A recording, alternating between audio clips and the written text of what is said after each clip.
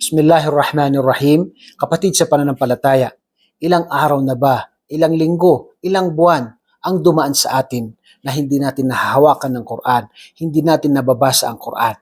Gusto ba natin na mabilang tayo sa mga tao na tinawag na tinalikuran nila ang Quran dahil hindi nila ito binabasa at hindi nila ito isinasabuhay? Kapatid sa pananampalataya, ang iba ay kanilang sinasabi na wala silang panahon. Ngunit ang katotohanan, kapag sila ay gumagamit ng cellphone o kaya ay naglalaro, ay may panahon sila sa mga bagay na ito. Ngunit sa Quran, subhanallah, wala silang panahon. Ito po ang katotohanan. Narapat po sa isang mananampalataya na bigyan niya ng panahon ang banal na Quran. Kahit sa bawat sala natin ay isang page, dalawang page.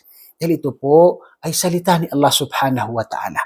At sino man ang magbasa sa Quran ay bawat letra ay kabutihan.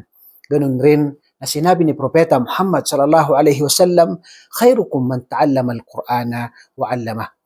Ang pinakamabuti sa inyo ay sila na nagsaliksik, nag-aral ng Quran at ito ay kanilang itinuro. Kaya narapat po sa bawat mananampalataya na bigyan niya ng panahon ang banal na Quran.